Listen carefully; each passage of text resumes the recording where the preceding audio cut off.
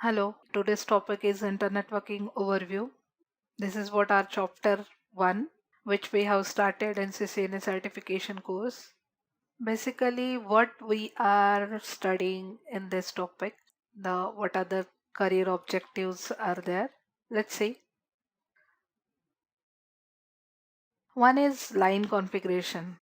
We have to explain that line configuration. What is exactly line configuration means, how you can tackle that configuration of line. Second thing is link configuration. Next is different types of topologies, which type of topologies are used in the network. Then explain the types of network. What are the types of network is depend upon one type of networks are depend upon coverage area. One type of networks are depend upon which type of media we can use to design a network. Then we have to discuss about modes of transmission. And the last one, that hierarchical model of network model of Cisco hierarchical model means how that Cisco devices can be used. Next is OSI layer.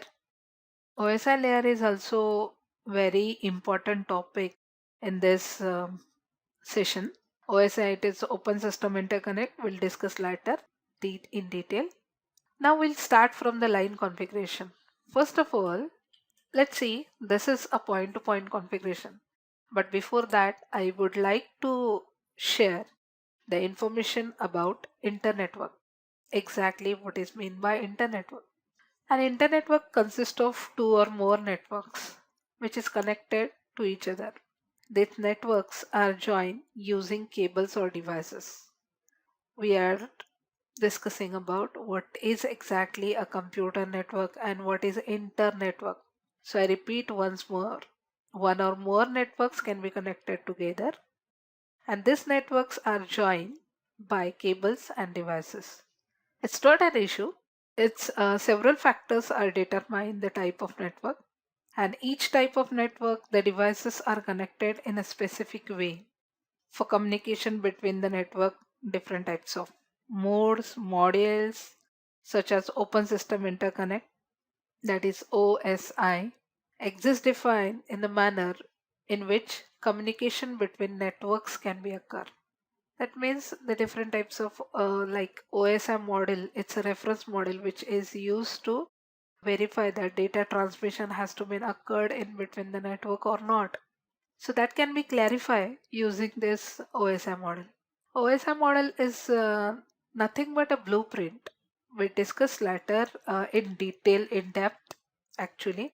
But when the communication when the communication has done in between the network, how that data can be transmitted and what are the factors can be determining for that particular network solutions.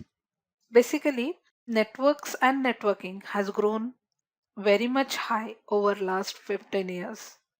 Breaking up a larger network into number of smaller ones are called as a network segmentation, and that is accomplished by, that means which type of device we can use, or that is accomplished by using routers, using switches and using bridges. So when the network first comes into being, computers could typically communicate with the computers from his manufacturer, the same manufacturers. In 1970, OSI, that is Open System Interconnection, a reference model was created by ISO to break this barrier. Layered approach can be given by OSI model. So this is what our introduction of exactly internetworking devices, or what is meant by internetwork. This discussion is about like cables, devices can be connected using network, then type of network, then type of topology. The different, so many factors are depending for creating the infrastructure of your computer network. So let's see what are the factors are there, and let's discuss about these factors. In that, first concern is point to point configuration, that is also called as a line configuration. Now in this line configuration, I'll explain that what is exactly line configuration. Communication devices like computers, modems, printers, used to transfer data to each other with the help of a link. See that? These devices are transferring the data by a link. That link serves as a physical pathway or channel to transfer the data in between communication devices. So line configuration is the way in which the devices are attached to the link.